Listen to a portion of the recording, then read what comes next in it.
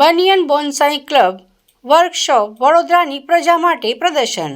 વડોદરા ખાતે banyan bonsai club વડોદરામાં છેલ્લા 19 વર્ષથી કાર્યરત છે, જેમાં હાલ 200થી વધુ સક્રિય બોન્સાઈ આર્ટિસ્ટો છે.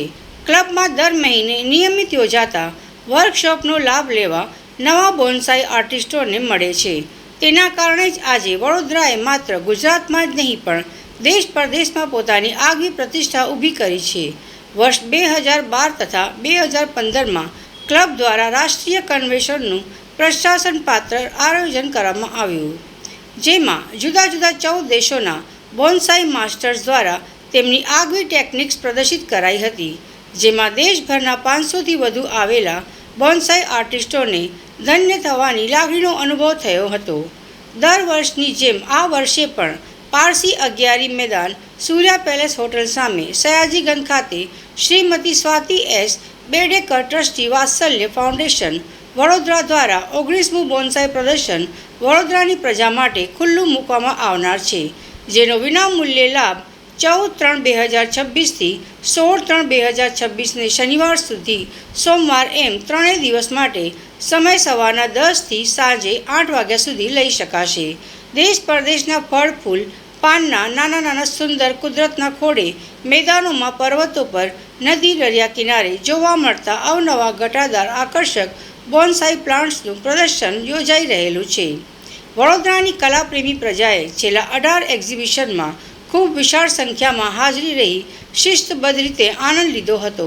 આ એક્ઝિબિશન અમારું બનિયન બોન્સાઈ ક્લબ છે વડોદરામાં. એ બોન્સાઈ ક્લબ આ એક્ઝિબિશન ઓર્ગેનાઇઝ કરે છે.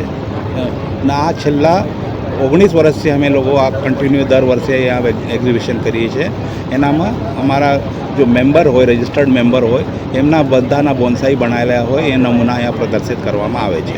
કેટલી પ્રકારના બોન્સાઈ અહીંયા કરીબ 150 જાતના ઝાડ મૂકેલા છે.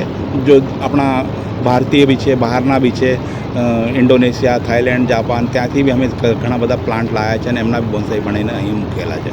શું મહત્વ છે આ અત્યારે જો સિટી એરિયામાં અમારે પાસે સ્પેસ બહુ ઓછી થતી જાય છે, તો હવે ઘરમાં એટલા મોટા મોટા બગીચા રહ્યા નથી, તો એક નાની જગ્યામાં બી અમે આપણો પ્રકૃતિના સાથે આનંદ માણી શકાય એટલે નાના કુંડામાં નાના મોટા આકારના છોડ બનાવીને આપણા નાની ટેરેસ પર યા કઈ જગ્યાએ બી અમે બોન્સાઈ બનાવીને એનો આનંદ લઈ શકીએ અને પર્યાવરણનું એનામાં અમારા સાથે જાળવણી કરી શકાય. એટલે આ જો બોન્સાઈ છે એ નાની જગ્યામાં બી કરી શકાય.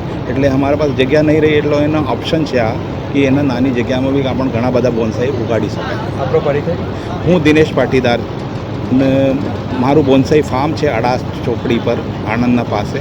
ત્યાં ઘણા બધા બોન્સાઈ મેં એવી રીતે ઉછેરેલા છે ને શહેરીજનો માટે એ ઉપલબ્ધ છે, કોઈ બી આવીને શીખી શકે ને લઈ શકે.